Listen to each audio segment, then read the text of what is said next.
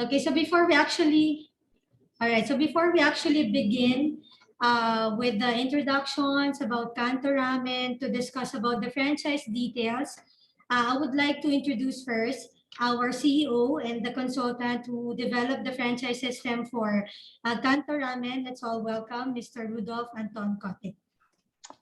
Good afternoon, ladies and gentlemen, and welcome to the webinar of Kanto Ramen. We are from RK Franchise Consultancy, and we develop the franchise of that brand. And first of all, I want to share my slides. I have a few slides for you, just a few, to give you a general idea on franchising in the first place, okay? And we start with introducing myself. So I founded RK Franchise Consultancy, and we, I was born in Vienna, Austria. I'm in the Philippines for the last 30 years almost, but in franchising since 1978. I worked with a US food giant, everybody knows, and then with a hotel chain as a franchise, in the franchise division and as franchise director then. In the Philippines, we started RK Franchise Consultancy 1995, and so far we developed more than 800 brands actually. All right. So let's talk about generally a little bit about franchising. Okay. So we talk about business format franchising. That is what that is what Kanto Ramen is all about. It's a business format franchise, and generally about franchising, it's a franchise arrangement is a contract between the franchisor with the warranty and the franchisee who buys the franchise. So it's a licensing arrangement for the distribution of the products and services. So the franchisor allows the franchisee to use the business system, the trademark, and the corporate identity for the period of the franchise agreement. And the franchisee purchases the franchisor's experience, expertise, and method of doing of business, and doesn't have to go through the pain of a new startup company. All right. Generally speaking, every franchisee is a legal independent entity. So there's no legal relation between other franchisees or even the franchisor. Meaning to say every franchisee, has to get their own TTI or their own SEC papers. They have to get their own mayor's permit for the business. They have to get their own PR registrations, all right? The franchisor controls the products and services that the franchisees are permitted to sell. So you cannot just add products if you want to, or take out products if you want to. It's regulated by the franchisor, all right? Also, the franchisor controls the operating assets, goods, and services utilized by the franchisee through the procurement program. A procurement program are the list of authorized suppliers and supplies, what the franchisee has to purchase or from where the franchisee has to purchase. Then we also talk always of an exclusive or protected territory. There's always a certain radius around the franchise facility where no other franchise outlet is allowed to be established. All right. We also talk in franchising of an exclusive relationship, meaning to say you're not allowed to have any other kind of business which is similar to what you are franchising. You can have any kind of business background, that does not really matter, but you're not allowed to have a competing business to what you are franchised. So that's why we're calling it an exclusive relationship. And of course, every franchisee, if it's store-based, has to secure also their own location. So what you get if you buy a franchise? First of all, the system standards, the way the franchise is operating, franchises have to operate the same way. Then the use of the trademark. Every franchisor has a registration with Intellectual Property Office. So you have to, of course, use the trademark of the franchisee.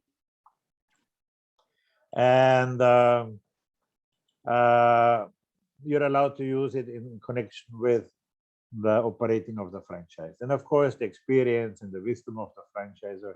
You also get an operations manual, which we prepare, actually franchise consultancy. And then the franchisor will provide you training. So you have to go to the franchisor for the training. The training cost, the training itself per se is part of the franchise fee. But what is not part of the franchise fee, of course, is if you have to go to Pangasinan for the training, uh, the lodging, if ever, or the transportation to and from the training site. Okay. Then also site selection assistance. So this is again for fixed store outlets. The approval, again, this is for location approval. So far, all outlets of Kanto Ramen are mobile. Store layout, if ever, and exclusive territory, the radius around the franchise facility. Then the procurement program, the list of the authorized suppliers and supplies. Very important is also franchisor is giving opening assistance, and the franchisee opens his franchise outlet. A representative by the franchisor will be with the franchisee. Any kind of marketing strategies the franchisor is doing, the franchisees are allowed to do as well. And then, of course, effective field service means that the franchisor is reachable to by his franchisees anytime the franchisee needs help. And also, they will regularly visit the franchise outlets. And also, the franchisor is in charge for research and development, coming up with new products, coming up with new schemes or marketing events. So, what are the benefits of buying a franchise? You receive a proven profitable system for doing business, so you don't have to reinvent the wheel. They did it already, they invented already the business, and it's proven profitable, definitely. Second is the branding. Of course, you know, the Kanto Ramen is still new into franchising. It's not that long established company. Therefore, also the franchise fees are still very minimal. Once the brand gets stronger, the stronger the brand, the higher the franchise fee. So you're still lucky if you buy a franchise now from them, because the franchise fees are very, very low. Also, of course, it's less a risk to get a franchise than starting it all by yourself. In a franchise system, you gain advice. You're never alone. You can always ask the franchisor. You can ask fellow franchisees. And of course, you can start it up much faster than if you would do it all by yourself. And then the legitimate drawbacks of franchising, of course, you have to pay fees. You're forced to buy from the sources of the franchisor, and you have to respect the norms attached to the concept, especially the quality standards and the application. You have to follow that. Okay, so this is what you have to accept. So if in case you're an egocentric personality, I suggest don't buy a franchise. All right. Then the franchise has also continuation fee. So this is a monthly fee every month to be paid for the continuation use of the trademark, for the continuation assistance for the franchisor, for the franchisor, for you to be there in case you need him, and it's payable monthly. All right. So this is generally about franchising. A few words, and I will give it back to Shay to continue. All right, thank you so much, Sir RK. So before I actually moved on to the next speaker, okay, which is the representative from Kanto Ramen, I would like to remind our participants that right after the presentation of Ma'am Ivy, we will be having Q&A. Okay, so reserve your questions for later. All right, so to introduce to you our next speaker, we have here Ma'am Ivy, the representative from Kanto Ramen, to tell us about the franchise details and all about the company. Okay, Ma'am Ivy. Please unmute yourself. Ma'am Ivy, yeah. Okay. All right. So again, thank you everyone for making time to attend this special webinar for Kanto Ramen. And I am Ivy, joining Sir RK and of course Miss Shay of RK Franchise Consultancy. So before we proceed with the discussions, let me just show you a short clip about the company. So here it goes.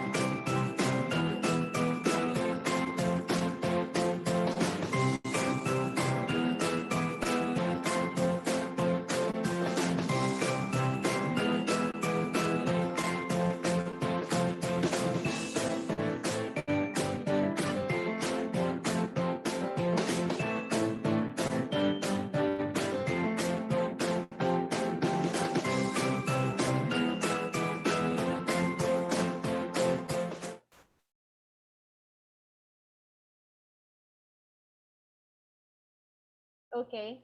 So that was a short clip showing to us what is the advantages of a ramen cart, or at least a rolling cart. So now we move on to the details about the company. What is Kanto Ramen?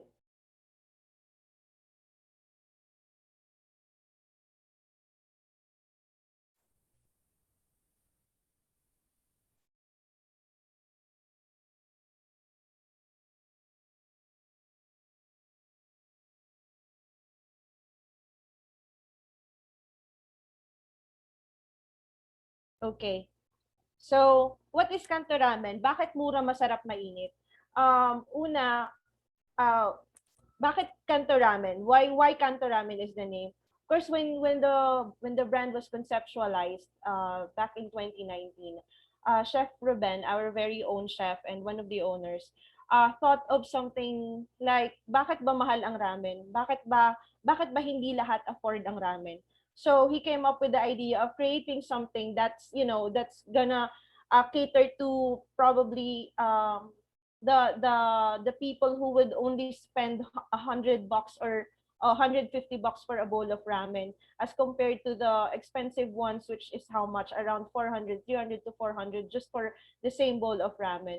So we came up with the Kanto Ramen kasi Kanto para maging less intimidating, and at the same time nandun pa rin yung ramen, so they know na it's Kanto, meaning it's less expensive. So that's why we attached our tagline, mura, masarap, at mainit. Okay? So now, about the company. Kanto Ramen is the first and only ramen cart in the Philippines that offers reasonably priced ramen. So we offer a bowl of ramen for only 135 pesos, and the brand was established in the year of pandemic. That was November 2020 last year. And right now, and since the beginning of the brand until now, we are offering only two variants of ramen, the Kanto Ramen, or our very own version of Tonkatsu Ramen, and it's our best seller. And of course, we have also the spicy tantanmen. The difference is that it's spicy with our special spicy miso paste, and lastly, the pork gyoza. Okay, so as it continues to explore new possibilities of creating brick and mortar stores, of course, we are not limited to rolling carts. So later on, we'll be establishing steady stores, or the brick and mortar stores, that will also offer more Japanese food selections, like the popular sashimi, the karaage, the rice meals, and so on and so forth. Okay, so the company history.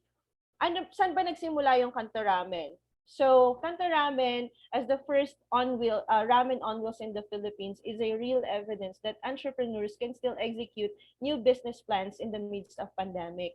We at Kanto Ramen is fully equipped to operate a rolling cart where we can reach high volume of customers, resulting to a high volume of profit.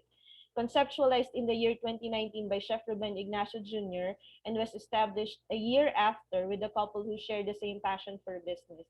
Kanto Ramen sells inexpensive ramen, but definitely tastes like the pricey ones.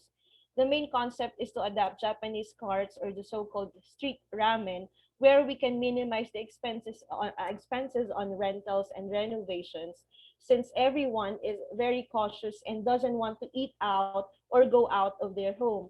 Okay. So, nagsimula po yung Kanto Ramen actually noong 2019. So, it was conceptualized by Chef Ruben, and right there, naisip niya na gumawa na agad ng Facebook page. So, we named it Kanto Ramen, and surprisingly, kahit hindi pa existing yung business, ang dami-dami na naming inquiries, like, do you deliver, kung saan daw located, and uh, kung ano daw yung products, mga ganyang inquiries. And and we have collected actually parang around 2,000 plus likes agad for a business that really doesn't exist pa lang that time. So it was 2019, And then, nung nagkaroon ng pandemic last year, we were given the chance to finally realize that the concept. So, bakit rolling cart? Okay, so ngayon, naisip namin with our business partners na bakit hindi tayo mag-rolling cart since lahat ng tao ayaw lumabas halos ng bahay. At the same time, tayo yung lalapit sa kanila. So, ang initial na plano was to only sell 50 ramen bowls for a day, ganyan. And nung sinimula na namin na mag-post na, we'll be opening and we will be soft launching this parang mga around late October last year. Nagkaroon na ng parang usap-usapan na tara, alam mo yun, yung mga tao nagtatag na ng mga friends nila sa Facebook, and sobrang parang nararamdaman namin na parang we're doing something big here. So, eto na, nung nag-soft launch kami on November 2020, na nag-post kami sa Facebook yung first ever pit stop namin here in Lingayen, Pangasinan. So, it was parang surprising na wala pa doon yung cart pero nakalinya na yung mga tao. So parang, oh my God, we only prepared 30 ramen bowls, I think, for that time since soft launch pa lang siya. Tapos yung mga tao, ang haba-haba na ng pila. And then, yung mga tao, kumukuha sila ng not just one bowl, so they're getting 6, 7, 8, 9, 10. So bago pala matapos yung pila ng mga tao, kalahati pa lang, ubos na yung 30 bowls namin. Okay, so we did another pit stop after that. And then, ganun ulit siya. So, ang dami na naman tao, meron na naman mga naubusan. And then parang yun yung time na, we can do something like that. Parang we will really roam around Pangasinan. So, nung nag-opening kami nung the same month, November 2020, surprisingly, we sold almost 300 bowls, and people would wait for their ramen for 2 to 3 hours. And nung sinaserve na namin sila, kasi ang tagal nilang naghihintay dahil ang dami-dami ng tao, nakasmile lang sila and okay lang sa kanila na parang naghintay sila ng 3 hours just to get a bowl of ramen. Tapos, so there, doon na nagsimula yung parang nag-request yung mga tao na punta po kayo dito sa ganitong lugar, punta po kayo sa ganito. So, pag nag-post kami sa Facebook page na we will be in halimbawa Urdaneta or will be in Dagupan on this schedule, on this time, nandun na sila even before we reach the place. So, doon nagkaroon ng parang lakas ng loob yung Kanto Ramen na, okay, sige. We continue yung ganitong business model, and then nagtuloy-tuloy naman yung success until nagtuloy-tuloy yung success, kaya nagkaroon din kami ng lakas ng loob na sige, let's go to our let's take the next big leap, and it's franchising. Okay, so eto na, come 2020, when the pandemic hit us, our team took the risk in creating a business model that will not just provide delicious and affordable ramen, but to also create a safe and happy place for our customers. And then this was what I mentioned earlier. True enough, when we launched the brand last quarter of 2020, it surprisingly created a big buzz in Pangasinan that sold us almost 300 bowls on our opening day. And this brought curiosity among people on how we maintain the quality of taste, considering that our ramen is only 135 pesos. Okay, so to date, our team is working hard to share the same success that we have experienced in the past operating months, and we are now opening our doors to future partners who want to franchise Kanto Ramen. Okay, so this is our cart. Actually, simple lang naman yung cart eh. It has the basic requirements, motorcycle, and yung parang the space kung saan sila makakapag-operate. However, yung sa kinreate ng Kanto Ramen na ingay dito sa Pangasinan, actually parang artista yung cart, na ang dami-daming nagpapa-picture, sobrang parang gwapo ng cart, ganyan. So parang it added to the thought na masarap na yung pagkain tapos sobrang presentable pa yung cart. So I think yun yung two factors kung bakit biglang talaga na nag-hit yung Kanto Ramen since we launched it. Ayan, so ito yung menu namin. So we have the spicy tantan men, we have the Kanto Ramen, and we have the pork gyoza. So it's only 135 pesos. Pero we don't use yung readily made flavoring sa market. We use, especially for the broth, we use fresh produce and boil them together with special ingredients. We boil them together for at least 16 hours. So, kaya sobrang rich yung flavor and wala ka talagang malalasahan na kahit anong artificial flavorings. And so that's why marami din talaga yung bumabalik na mga tao, and parang naging part na ng comfort food nila yung ramen ng Kanto Ramen. So there. Okay. So this is how we do the paano ba kami pumupunta sa mga lugar. So, nagpo-post kami in advance ng schedule. So, kung makikita nyo on your screen, so yun yung mga previous posters that we've done for social media.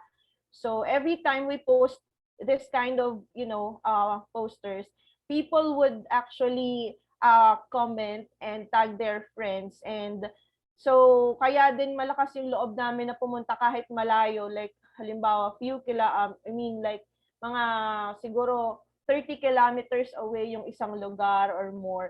Okay lang kasi we know na meron talagang mga nag-aabang doon, and it's one of our goals to actually let people know na meron ramen na mura at hindi to yung ramen na biro lang, because it's authentically, or not really authentic, pero at least the same taste they would experience kapag bumili sila ng mas mahal na ramen. So there. What we do here is we tie up or we do collaborations with non-competing business. So kapag halimbawa pupunta kami sa isang lugar, like for instance sa Dagupan, we would call halimbawa Angel's Pizza, tatawag kami sa kanila and we'll set arrangement kung kailan kami pwedeng pumunta doon. And I think it's an advantage for them kasi like for some milk tea shops na wala naman din silang ino-offer na food, or at least Japanese food. So ang nangyayari dun sa collaboration or sa tie-up is they would welcome us. We park at the front of their store, and then pag bumili sa amin yung mga tao, they would definitely buy something to drink. So, ganun yung nagiging nagiging arrangement namin with our partners for that day. Okay? So, a lot of you would ask kung sino ba talaga yung nakaisip ng konsepto, sino ba yung nagke-create ng recipe ng Kanto Ramen. Okay, may I just introduce shortly kung sino ba yung chef behind Kanto Ramen. So it's Chef Ruben Ignacio Jr. Marami na siya actually na create na brands and na help na restaurant na mag-create ng mga menu. And Chef Ruben is from Pangasinan talaga. He's from Lingayen, Pangasinan. And went to Manila last 2014, I think, to try his luck doon sa and para palawakin yung mundo niya as a chef. So from 2014 nung nag-start siya sa Manila, madami na actually siyang na-experience na mga opportunities as a chef. So he was able to do shows for GMA. He was able to do mall shows for different mall demos, cooking demos for the different brands. He was able to work with the famous Chef Boy Logro they were para naging assistant siya for a brand, for a cooking oil brand. So he was also able to work with of course Simple Chef, si Chef Tatong, and then with ayun, so nagkaroon na din po siya ng Outstanding Chef of the Year Award last 2018. And paano ko pa ba siya i-introduce? So siya yung chef behind the Kanto Ramen. So ibig sabihin, if you are wondering kung hanggang saan ba yung kayang ilabas na pagkain ng Kanto Ramen, we have our own chef that's gonna focus on that, and we are very confident na na lahat ng ilalabas na pagkain ng Kanto Ramen is of course mapapag-aralan at maiilabas ng masarap pa din katulad ng lahat ng products na existing sa amin ngayon. So there. Okay. So actually ang idea namin before for Kanto Ramen is only along the beach. That's why we have the famous hashtag Ramen by the beach. So nagkaroon ng parang yung feeling na humihigop ka ng mainit na sabaw tapos nasa dagat kayo na enjoy mo yung sea breeze, yung ganon. Tapos hindi lang pala yung nag-e-end doon kasi ang dami-daming invitations, ang dami-daming opportunities na parang nakita namin na hindi siya limited lang sa Ramen by the beach. That's why we have reached a lot different municipalities already in Pangasinan, and surprisingly yung mga tao ay hindi naman sila na-intimidate sa ramen kasi inaabangan pa rin nila kami hanggang ngayon. Okay. So, okay, now we move on dun sa franchising. Okay. Bakit magkano ba yung franchise? Pwede ba kaming mag-franchise na kami yung magpo-provide ng motorcycle and also a lot of questions, but before that, discuss po muna natin yung financial part. Okay? I mean the steps first. Okay? So number 1, interested party request for a franchise kit. So ito po yung ito yung sinend na namin for the people who inquired through our Facebook page and who sent us their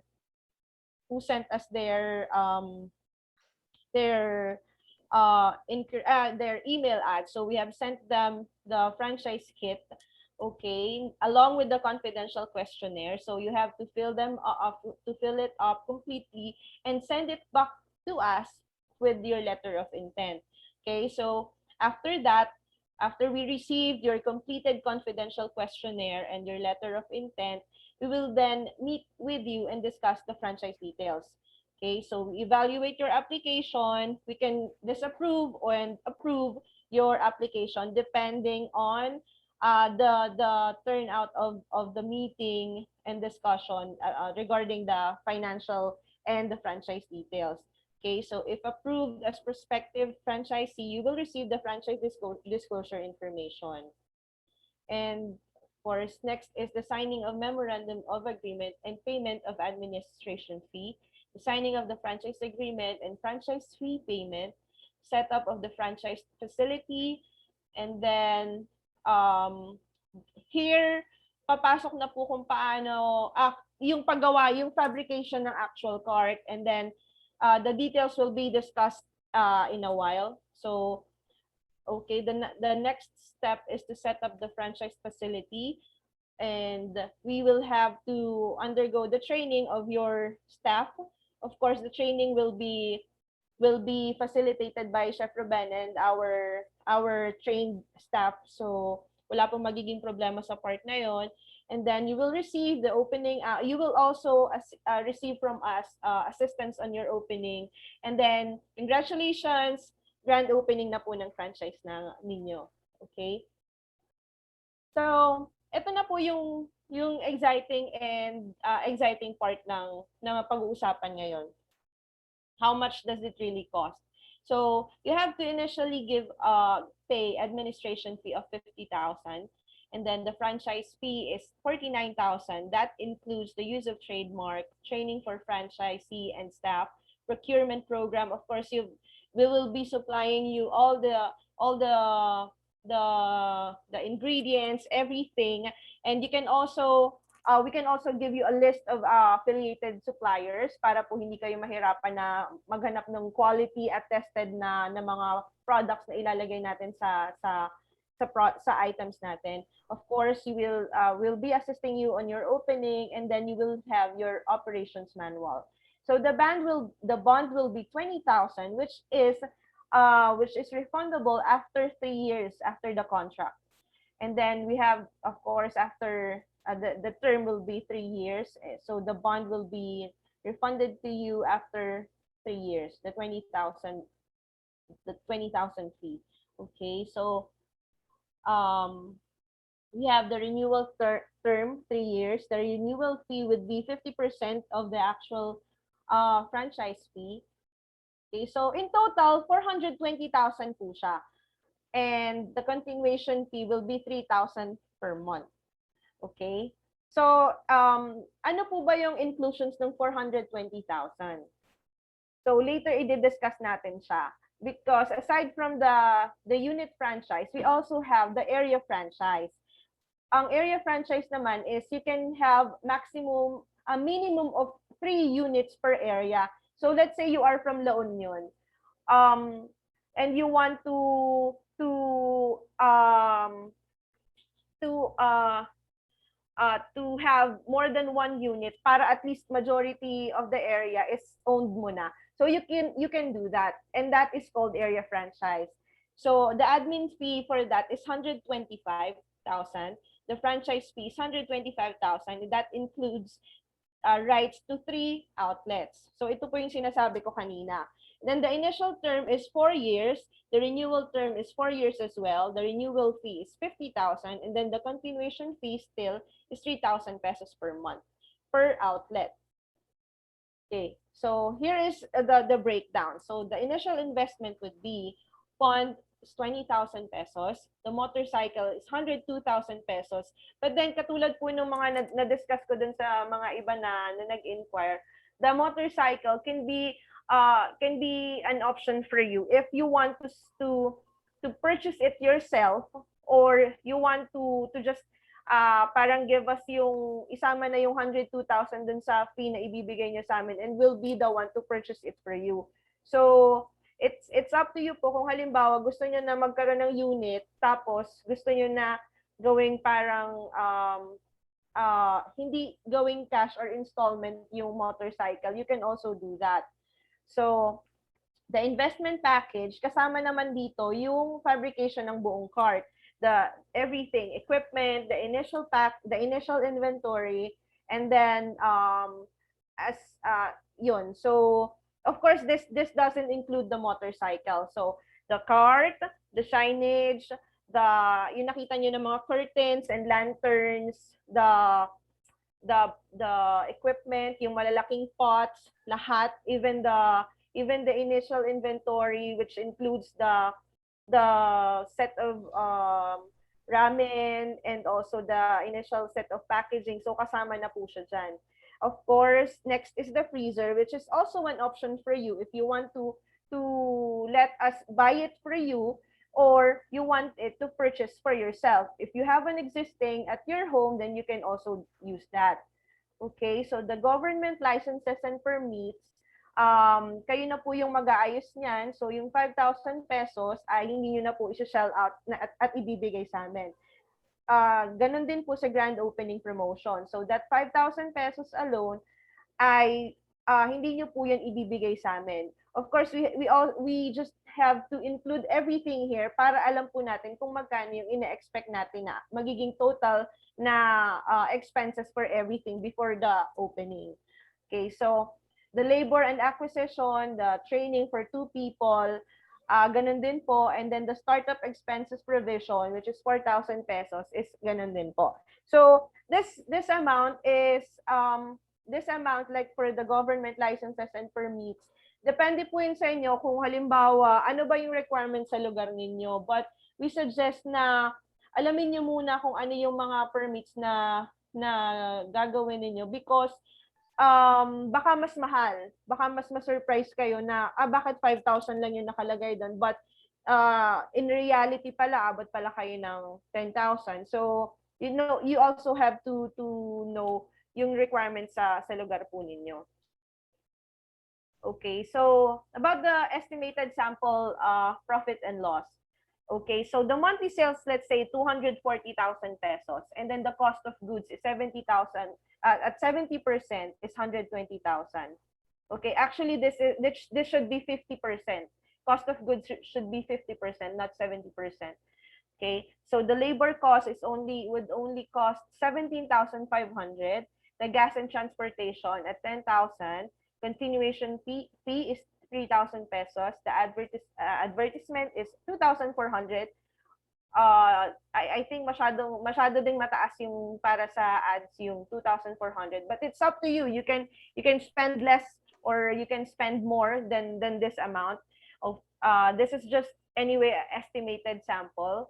And then lastly, the miscellaneous 12,000 pesos. Ano ba yung kasama sa miscellaneous? So dito yung mga sa janitorial, sa maintenance ng motor, mga ganyan. So probably load allowance or transportation, not really transportation allowance. Mga ganong na-incur na expenses.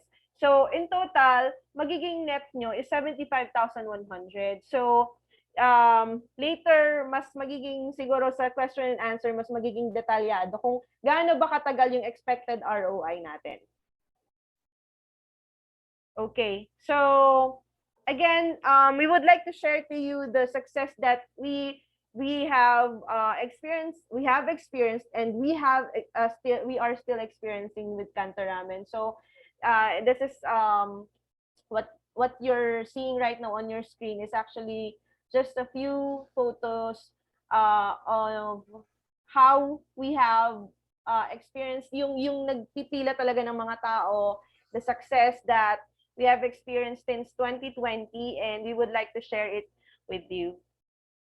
Okay, so that's the end of the presentation. Thank you so much. All right, so thank you so much, Ma'am Ivy. Okay, so we are now open for question and answers. So for our participants, if you have any additional questions or concerns, even violent reactions to our presentation, you can ask our representative po ngayon na. Okay, any questions from our participants? Of course, I assume that everyone who's here with our webinar today is really interested to franchise Kanto Ramen. And we would like to hear your questions para mas maging clear po yung bawat detalye na ibibigay natin for the franchise ng Kanto Ramen. Okay, any questions from our participants? Okay, I'm calling the names po. Sir Alfred, Sir Clifford. I'm not so sure with the name, but he or she is using the Galaxy S10, okay? And then si Sir Mark. And then of course, Ma'am Mary Grace and Ma'am Susana. Okay, the floor is now open. Do you have any questions to Sir RK and to Ma'am Ivy?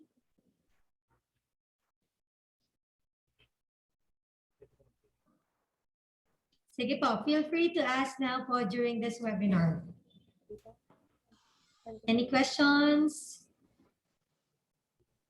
Okay, so if you're kind of shy to ask question, pwede nyo din pong i-chat.